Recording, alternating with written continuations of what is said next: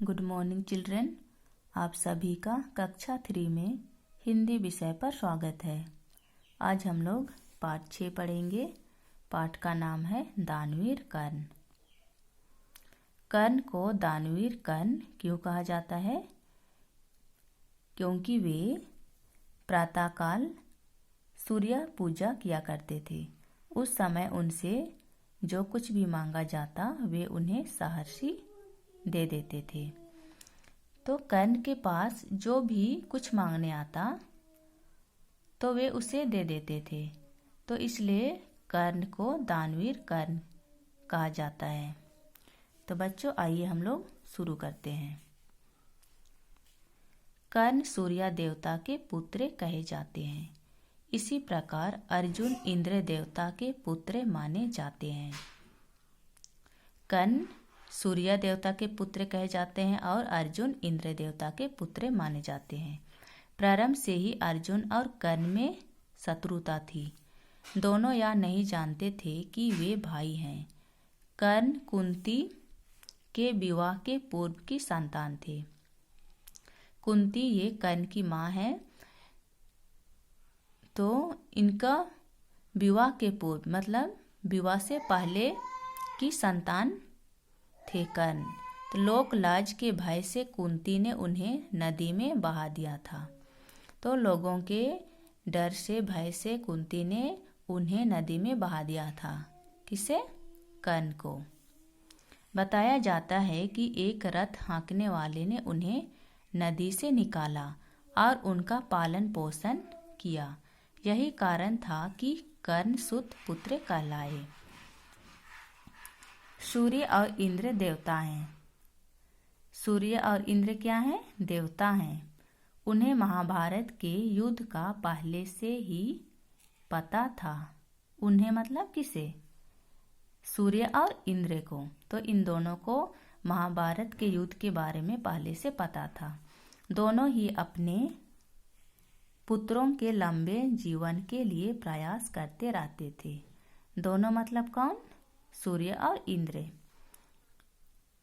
सूर्य देवता ने अपने पुत्र कर्ण की रक्षा के लिए दिव्य कवच और कुंडल दिए। उन्होंने कर्ण को बताया, जब तक तुम्हारे शरीर पर यह कवच रहेगा तुम्हें विश्व में कोई नहीं मार सकेगा। तो बच्चों कवच, दिव्य कवच और कुंडल उनके पिताजी सूर्य ने कर्ण को दिया था और उनसे कहा था कि ये तुम्हारे पास तुम्हारे शरीर पर रहेगा। ये कवच और कुंडल तो तुम्हें विश्व में कोई भी नहीं मार सकेगा। जब यह बात इंद्र देवता को पता चली, जब यह बात किसको पता चली? इंद्र देवता को। तो वे चिंतित हो उठे। उन्होंने कर्ण से कवच और कुंडल लेने की एक योजना बना डाली। उसने योजना बना डाली कि कवच और कुंडल को कर्ण से किस प्रकार से हम उसे ले लें, ये उसने योजना बना डाली। कर्ण दुर्योधन के मित्र थे। कर्ण किन के मित्र थे? दुर्योधन के मित्र थे। दुर्योधन की कृपा से ही वे अंग देश के राजा बने। किस देश के राजा बने? अंग देश के राजा बने। कौन बने? कर्ण। उनका एक नाम अंगराज भी इसी कारण से पड़ा था। तो अंग देश के राजा बने, इसलिए इसी नाम से क्या नाम पड़ा था इनका? अंगराज नाम पड़ा था। वे प्रातःकाल सूर्य पूजा किया करते थे। उस समय उनसे जो भी कुछ मांगा जाता वे सहर्ष उसे दे देते थे। एक दिन इंद्रदेव ने ब्राह्मण का वेश धारण किया। तो एक दिन इंद्र ने क्या किया? इंद्र ने ब्राह्मण का वेश धारण किया। वे प्रातः कर्ण के सामने आ खड़े हुए। पूजा के पश्चात कर्ण ने अपनी आंखें खोली। तो पूजा करने के बाद कर्ण ने अपनी आंखें खोली। सामने ब्राह्मण को देखकर वे बोले। सामने किसको देखकर वे बोले? ब्राह्मण को। ब्राह्मण का रूप लेकर कौन गए थे? इंद्र। कहिए ब्राह्मण देव, मैं आपके किस काम आ सकता हूँ। कौन पूछ रहा है? कर्ण पूछ रहा है कि कहिए ब्राह्मण देव, मैं आपके किस काम आ सकता हूँ। तो ब्राह्मण के वेश में इंद्र बोले। तो इंद्र किसके वेश में गए थे? ब्राह्मण के वेश में।